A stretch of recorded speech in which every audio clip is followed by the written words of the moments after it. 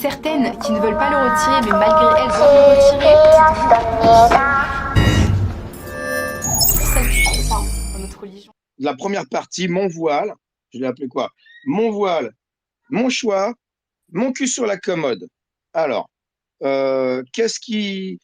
On va voir déjà dans le Coran ce qui impose, selon les textes et selon les alaïstes. On s'en fout de savoir si c'est vrai ou pas vrai.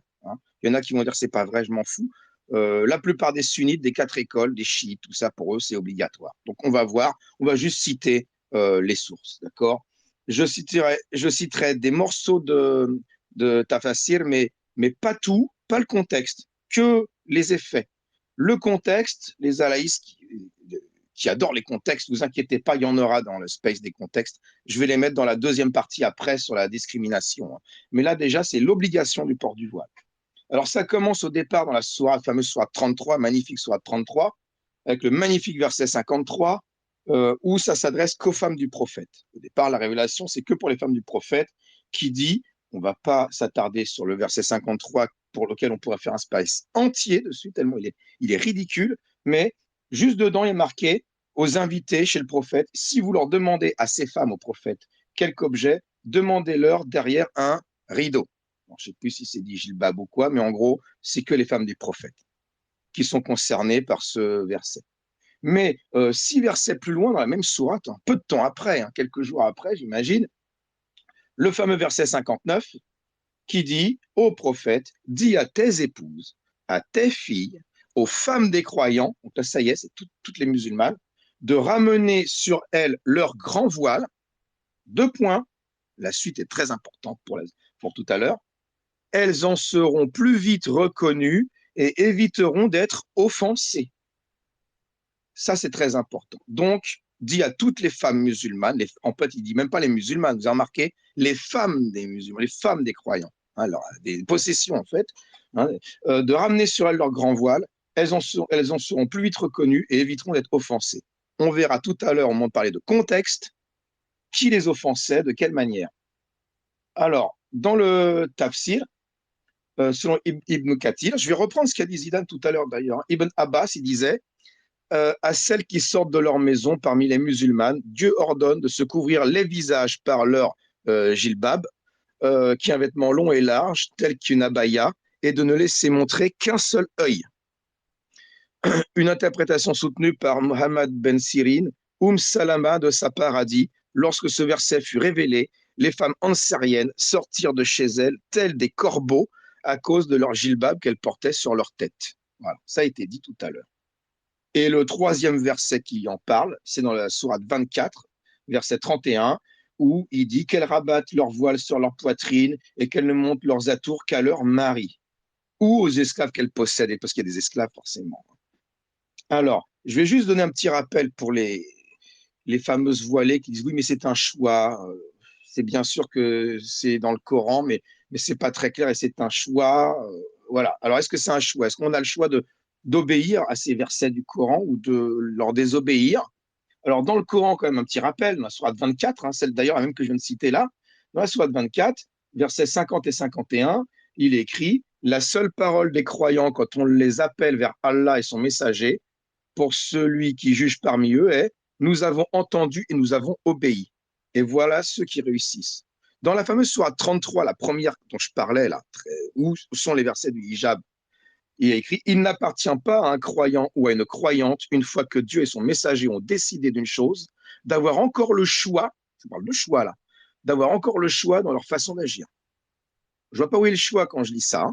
Coran, sourate 6, verset 116. Et si tu obéis à la majorité de ceux qui sont sur la terre, c'est-à-dire la démocratie des mécréants, vous devinez bien, ils t'égareront du sentier d'Allah. Donc là, c'est clair que pour le Coran, je ne vois pas trouver le choix. Alors, on va essayer de voir ça dans les hadiths.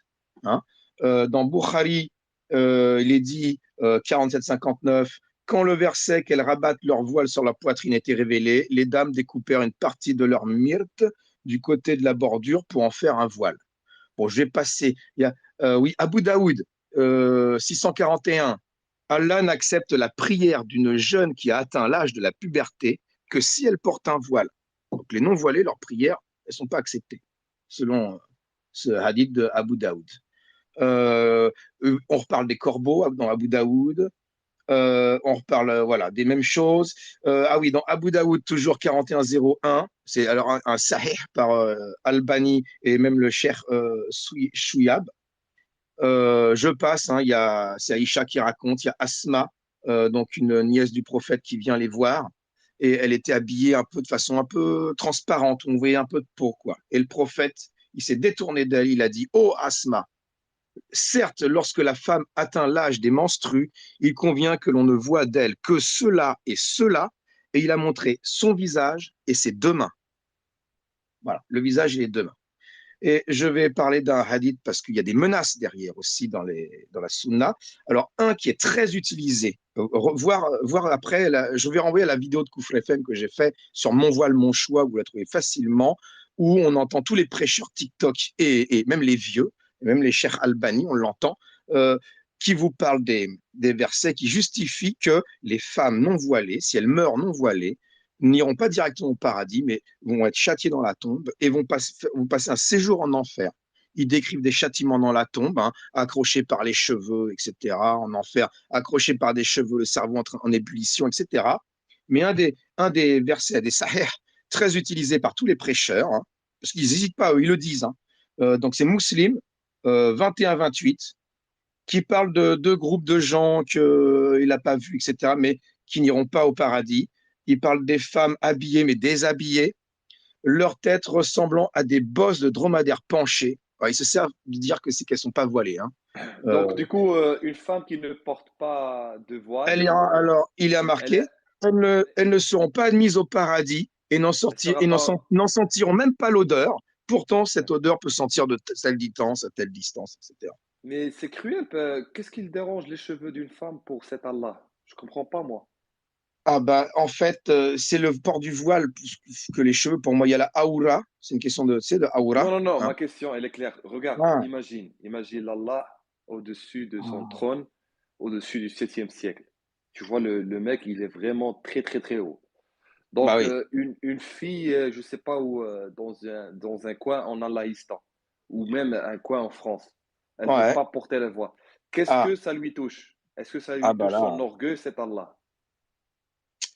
Eh ben, elle obéit Oui, pas. oui, oui, parce qu'elle est désobéissante, effectivement, et que donc du coup, elle n'est pas soumise à l'autorité.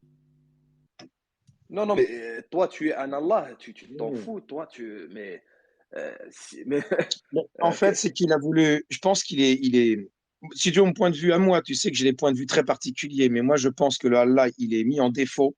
Il s'en fout, en fait, du voile, mais il a cédé à Omar.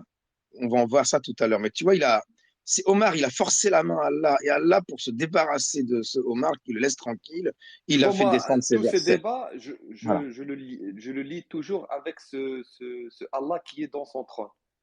Donc, Ah tu vas bah me oui, parler de n'importe quel truc de l'islam, c'est je vais le débile. Ah, lier. Qu'est-ce que mais c'est ça. médiocre. Bah, c'est Tu vois ce que je veux médiocre. dire? C'est Donc, débile. continue pour voir pourquoi Allah devient Ah fâché, bah tout ça. le contexte de paix, parce que là j'ai parlé de l'obligation, tu vois. Alors oui, un petit truc important. Moi, si je me retrouvais, ça m'arrivera jamais, j'irai pas de toute façon. Mais tu vois, sur les gens qui sont sur les plateaux télé face à ces petites voilées là, qui leur disent mon voile, mon choix déjà. Bah, la question à poser, euh, très court, très rapide, c'est dire selon l'islam, et non selon la démocratie des mécréants, mais selon l'islam, est-ce que le port du voile, pour vous, est une obligation, oui ou non? Si vous répondez oui, alors vous portez garante pour toutes les musulmanes qui nous écoutent et on peut leur annoncer tout de suite maintenant que si vous voulez enlever votre voile, il n'y a aucune conséquence pour vous. C'est tout à fait autorisé en islam de ne pas être voilé. Et si vous dites non, votre slogan Mon voile, mon choix, vous le remettez dans votre culotte. Mais vous Eh le ben, c'est ferez pas parce intéressant que, ce que tu viens de dire là. Est-ce ben qu'ils oui, peuvent dire que. Ouais. elle pourra pas répondre. Tu sais comme moi qu'elle va dribbler. Tu dis, vous allez dribbler. Là, maintenant, je sais que vous allez dribbler parce que vous dites que vous avez le choix jusque-là. Maintenant, je vous demande si c'est réellement un choix ou si c'est une obligation en islam. Et là, vous n'allez même pas avoir le simple choix de dire non ou oui. Vous allez devoir la fermer et dribbler. Vous n'avez aucun choix. Vous voyez le choix où il est? Il est dans votre slip, le choix. Voilà, terminé. Avec cette simple question, je ne vois pas comment une voilée peut s'en sortir. En islam, est-ce un choix? Oui ou non? Est-ce une obligation? Le mot, il faut dire le mot obligation. Est-ce une obligation? Oui ou non? En islam. Tu sais très bien qu'elle ne pourra pas dire que ça n'est pas une obligation parce que c'est un annulatif de l'islam, hein, de le dire, hein. En tout cas pour ces connes. Et elle ne pourra pas dire oui, c'est une obligation parce que, ou alors en dribblant, mais en dribblant, elle va dribbler sa race, hein.